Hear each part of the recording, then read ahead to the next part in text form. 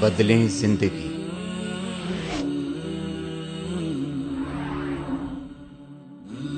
زیتون T V. میرے کچھ بندے تھے، نیک بندے، جو مجھ سے یہ دعا مانگا کرتے تھے کہ ربنا آمنا فاغفر لنا وارحمنا وانت خیر الراحمین۔ یہ دعا مانگا کرتے تھے کہ اے میرے پروردگار، ہم ایمان لے آئے ہیں، لہذا ہماری مغفرت فرما دیجئے اور ہم پر رحمت فرمائیے، آپ بہترین رحمت کرنے والے ہیں۔ تو جب وہ دعائیں مانگتے تھے تو تم ان کا مذاق اڑاتے تھے، فاتخذتموہم سخریا، اور اس مذاق میں مذاق اڑانے میں تم نے اپنے اوپر غفلت طاری کر لی تھی، اور ان کا مذاق اڑاتے اڑاتے تم خود اپنے انجام سے بے خبر ہو کر غفلت کی زندگی گزار رہے تھے، جس میں اللہ تعالیٰ کا کوئی تصور ہی نہیں تھا، اللہ تبارک و تعالیٰ کے پاس حاضری کا کوئی تصور نہیں تھا۔ تو ان سے تم ہنسا کرتے تھے۔ تو آج میں نے ان سب کو جو یہ دعائیں مانگتے تھے، میں نے ان کو یہ صلہ دیا ہے ان کے صبر کا کہ وہ آج کامیاب ہے، انہم ہم الفائزون۔ تو اس لیے جن لوگوں کا تم مذاق اڑاتے تھے، جن کو تم ذلیل سمجھتے تھے، جن کو تم برا سمجھتے تھے، آج ان کی کامیابی کا دن ہے، اور تم جو مذاق اڑایا کرتے تھے ان کی ناکامی کا دن ہے۔ تو اب پڑے رہو اسی طرح، جہنم میں پڑے رہو۔ اس سیاق میں آئی ہے یہ دعا۔ تو معلوم ہوا کہ کوئی آدمی اگر کسی نیک بندے کا مذاق اڑائے یا اس کو برا بھلا کہے، تو بجائے اس کے کہ اس کی جواب دہی کی فکر کرے اور اس کا ترکی بترکی جواب دے، اس کے بجائے جو چیز اللہ تعالیٰ کو پسند آئی ان کی، وہ یہ ہے کہ انہوں نے ان کو تو نظر اندازی کر دیا کہ جو کہتے ہیں کہتے رہیں، ہمیں اس کی پرواہ نہیں۔ اپنا معاملہ اللہ تعالیٰ کے ساتھ جوڑا اور یہ دعا کی کہ ربنا آمنا، یہ لوگ تو مذاق اڑا رہے ہیں، یا ہمیں برا بھلا کہہ رہے ہیں، ہمیں پاگل سمجھتے ہیں، ہمیں مجنون سمجھتے ہیں، ہمیں اگلے وقتوں کا آدمی سمجھتے ہیں، اور اس دور سے کے ساتھ چلنے والا نہیں سمجھتے، یہ سمجھا کریں، لیکن ہم تو ایمان لے آئے ہیں، ربنا آمنا، لہذا آپ ہماری مغفرت فرمائیے اور ہم پر رحم فرمائیے، اور آپ بہترین رحم کرنے والے ہیں۔ تو پہلی بات تو یہ دیا گیا کہ جو لوگ دین پر چلنے والوں کا مذاق اڑاتے ہیں یا ان کو برا سمجھتے ہیں، ان کو مجنون سمجھتے ہیں، رجت پسند سمجھتے ہیں، ان کو دقیانوسی سمجھتے ہیں، تو ان کا جواب یہ نہیں ہے کہ ان سے مناظرے میں الجھ جاؤ، ان سے بحث میں مبتلا ہو جاؤ، بلکہ اپنا تعلق اپنے پروردگار سے قائم کرو۔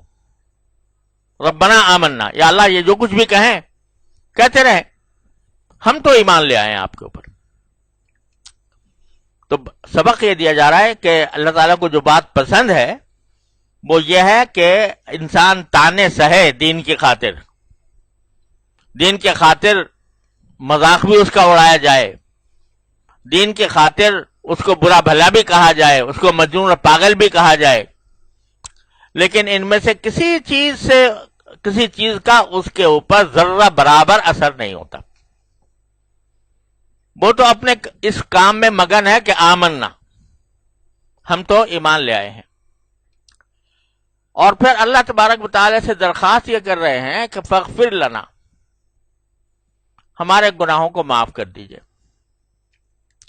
یعنی یہ بات تو طے ہے کہ ایمان ہم ضرور لے آئے ہیں، لیکن ایمان لانے کے بعد جو آپ کی عبادت کا حق ہے وہ ہم ادا نہیں کر سکتے،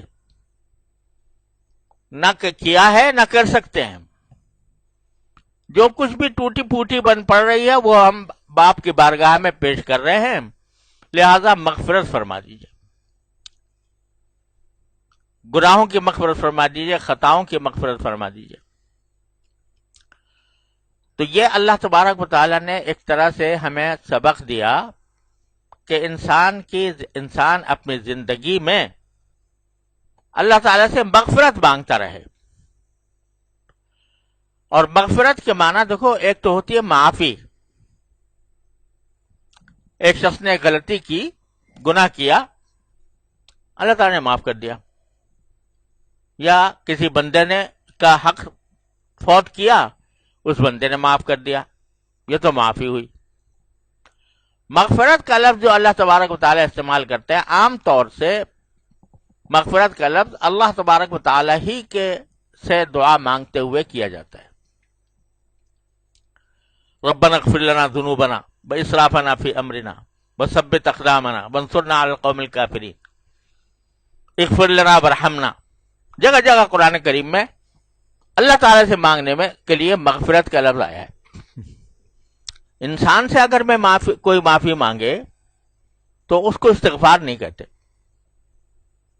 اگر کوئی شخص نے کسی دوسرے کا حق تلف کر دیا اور وہ اس سے معافی مانگ رہا ہو تو یہ نہیں کہتے کہ استغفار کرے اس سے، بلکہ کیا کہتے ہیں؟ معافی مانگے.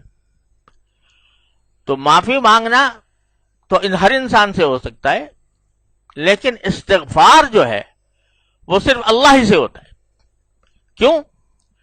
اس وجہ سے کہ مغفرت کے معنی ہوتے ہیں چھپا دینا. لفظی معنی جو ہے اس کے لغت کے اعتبار سے چھپا دینا. اے اللہ ہمارے گناہوں کو چھپا دے. چنانچہ معافی کی دعا الگ ہوتی ہے، واعف عنا واغفر لنا ورحمنا. معافی کی پہلے دعا، یا اللہ معاف کر دیجئے.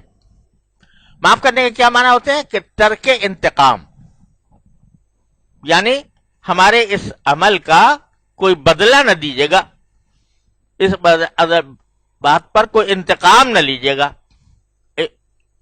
عفو کا اور معافی کا صرف اتنا مطلب ہوتا ہے. اور یہاں یہ بات بھی سمجھنے کی ہے بڑی کام کی کہ بسا اوقات ایک شخص نے دوسرے کا حق تلف کیا، اس کو برا بھلا کہا جو اس کو برا لگا. اب خیال آیا کہ بھئی میں نے اس آدمی کا حق تلف کر دیا، میں اس سے معافی مانگوں. وہ معافی مانگتا ہے اور دوسرا جو ہے وہ اس کو معاف کر دیتا ہے. تو معاف کر دینا بڑی اچھی بات ہے، معاف کر دیا، لیکن معاف کرنے سے یہ لازم نہیں آتا کہ اس کے ساتھ دل بھی کھل جائے. سمجھے نا؟ کدورت باقی نہ رہے،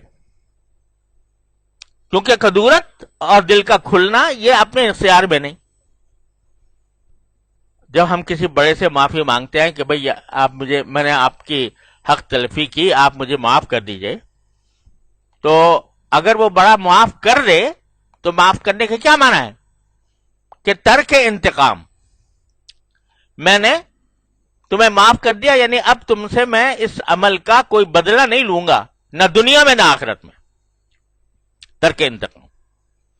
لیکن ایک چوٹ تو لگی نا دل پر، اس کے نافرمانی سے، اس کے بدتمیزی سے، اس کی بد تہذیبی سے دل پر ایک چوٹ تو لگی نا. وہ زخم تو رہے گا، اور اس کے لیے ضروری نہیں ہے کہ اب اس کے ساتھ وہی بشاشت واپس آ جائے جو پہلے تھی. معافی کا یہ مطلب نہیں ہوتا کہ وہی بشاشت واپس آ جائے اور اسی طرح انسان ان کے ساتھ خوش طبعی کے ساتھ ملے اور بشاشت کے ساتھ ملے. یہ کوئی ضروری نہیں ہے معافی کے لیے. اسی لیے ہمارے بزرگ حضرت حکیم الامت قدس اللہ تعالیٰ سرہ سے جب کوئی معافی مانگتا تھا تو فرماتے تھے کہ بھائی میں نے معاف کر دیا، لیکن معافی کا معنی یہ ہے کہ انتقام نہیں لوں گا، نہ دنیا میں نہ آخرت میں. لیکن جہاں تک تعلق ہے دل کے کھل جانے کا کہ دل میں کوئی کدورت باقی نہ رہے، اس کا دار و مدار آپ کے اگلے رویے پر ہوگا. یعنی اگر آپ کا رویہ درست رہا تو طبیعت بھی کھل جائے گی، بشاشت بھی واپس آ جائے گی، کدورت بھی ختم ہو جائے گی. لیکن اگر فرض کرو آپ کے رویے میں تو تبدیلی آئی نہیں، تو اتنا تو ہوگا کہ میں آخرت میں آپ کا گریبان نہیں پکڑوں گا، آخرت میں کوئی بدلہ نہیں لوں گا، دنیا بھی نہیں لوں گا، آخرت میں بھی نہیں لوں گا. لیکن طبیعت کا کھل جانا یہ معافی کا لازمی حصہ نہیں ہے. سمجھے نا؟ تو جب ہم اللہ تعالیٰ سے معافی مانگتے ہیں تو معافی کا تو مطلب صرف اتنا ہوتا ہے کیا کہ یا اللہ آپ اس کا بدلہ ہم سے آخرت میں نہ لیجیے گا. ہم سے ایک گناہ ہوا تو اس گناہ کا جو سزا ہے وہ ہمیں نہ دیجیے گا. تو اللہ تعالیٰ نے معاف کر دیا تو سزا دور ہو گئی. لیکن بندے کا کام یہ ہے کہ آگے یہ بھی مانگے کہ وغفر لنا، آپ نہ صرف یہ کہ ہمیں معاف کر دیجئے بلکہ ہمارے اس گناہ کو چھپا بھی دیجئے. چھپانے کا معنی یہ کہ اب نہ ہمارے نامہ اعمال میں ظاہر ہو کہ نامہ اعمال میں لکھا ہوا آ رہا ہے کہ بھئی اس نے گناہ کیا تھا معاف کر دیا گیا.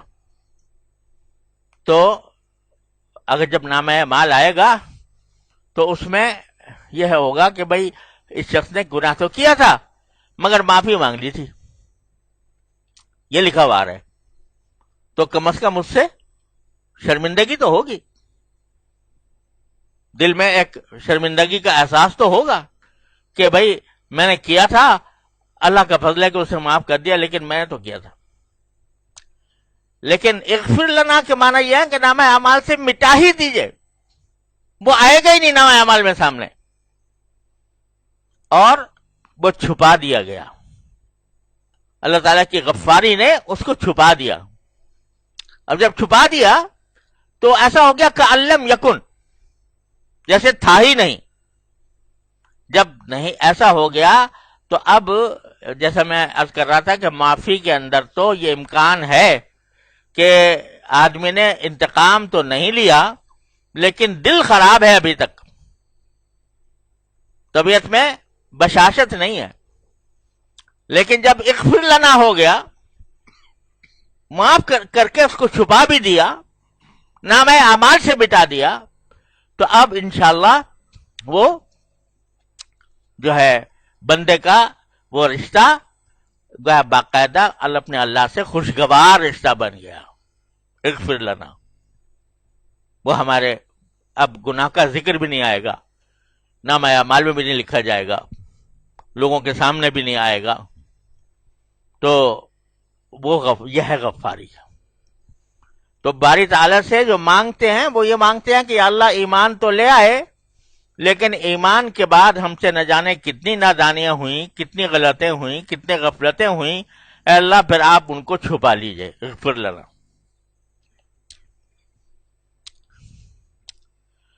اور یہ مغفرت جو ہے نا، یہ صرف گناہوں سے نہیں ہوتی.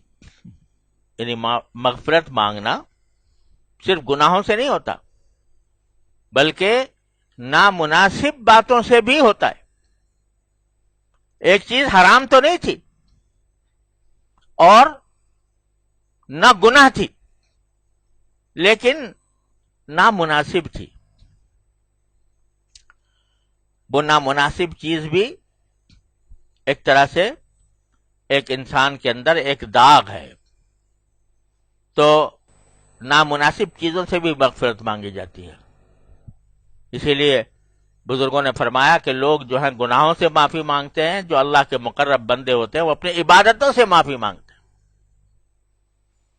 کہ جو عبادت ہم کر رہے ہیں وہ جیسی ہونی چاہیے تھی ویسی نہیں ہوئی، تو اے اللہ ہمیں معاف فرما دیجیے. اسی لیے ہر نماز کے بعد رسول کریم صلی اللہ علیہ وسلم کیا فرماتے تھے؟ استغفر اللہ استغفر اللہ استغفر اللہ 3 مرتبہ. کیوں؟ کہ یا اللہ جو عبادت کہ آپ نے توفیق دے دی، آپ کا شکر ہے، لیکن ہم سے اس میں جو اس کا حق ہے وہ ادا نہیں ہو پایا، لہذا استغفار ہے۔ یہ جو حدیث میں آتا ہے کہ رسول کریم سرور دو عالم صلی اللہ علیہ وسلم نے ارشاد فرمایا کہ میں دن میں 70 مرتبہ استغفار کرتا ہوں، دن میں 70 مرتبہ۔ اب 70 سے اگر 70 ہی کا عدد مراد ہو یہ بھی ممکن ہے، اور بعض اوقات 70 کا جو لفظ ہے وہ محض کثرت کے لیے استعمال کیا جاتا ہے، یعنی بے شمار مرتبہ، بہت مرتبہ کرتا ہوں۔ اب یہ جو ذکر آیا کہ آپ نے فرمایا کہ میں 70 مرتبہ استغفار کرتا ہوں دن بھر میں، تو کہیں یہ تو منقول ہے نہیں کہ آپ کوئی تسبیح لے کر بیٹھے ہوں اور استغفر اللہ پڑھ رہے ہوں، یہ کہیں روایات میں منقول نہیں کہیں آپ سے کہ بیٹھ کر جیسے اب ہم لوگ کرتے ہیں کہ بھئی ایک استغفار کی تسبیح پڑھ لو، تو بیٹھ کے ایک استغفار کی تسبیح پڑھ لی، تو یہ کہیں منقول نہیں ہے رسول کریم صلی اللہ علیہ وسلم۔ لیکن لگتا یوں ہے واللہ سبحانہ وعلم کہ سارے دن سلسلہ استغفار کا جاری ہی رہتا تھا۔ کیوں رہتا تھا؟ کہ سرکار دو عالم صلی اللہ علیہ وسلم جو کچھ عمل بارگاہ الہی میں پیش کرتے تھے، آپ اپنے مقام عالی کے لحاظ سے اس کو باری تعالیٰ کے شایان شان نہیں سمجھتے تھے۔ چونکہ شایان شان نہیں سمجھتے تھے لہذا استغفار۔ جو کوئی یوں بھی اللہ تبارک و تعالیٰ نبی کریم سرور دو عالم صلی اللہ علیہ وسلم کے درجات میں ہر آن ترقی فرما رہے ہوتے تھے، ایک درجے سے دوسرے درجہ، دوسرے سے تیسرا درجہ، تیسرا سے چوتھا درجہ، تو علماء کرام نے لکھا ہے کہ جب اگلے درجے پر پہنچتے تھے سرکار دو عالم صلی اللہ علیہ وسلم تو پچھلے درجے سے استغفار کرتے تھے، کہ وہ درجہ جو تھا وہ تو کچھ بھی نہیں تھا، تو اس پر استغفار کرتے تھے۔ تو سرکار دو عالم صلی اللہ علیہ وسلم کا 70 مرتبہ استغفار فرمانا وہ در حقیقت بظاہر یوں لگتا ہے واللہ سبحانہ وعلم کہ ایک تسبیح استغفار کی نہیں پڑھنی، بلکہ چلتے پھرتے اٹھتے بیٹھتے جو عمل بھی ہو رہا ہے اس میں باری تعالیٰ کے شایان شان نہ ہونے کا ایک تصور ہے، اس تصور پر استغفار ہو رہا ہے، اور بار بار ہو رہا ہے، سارے دن ہو رہا ہے۔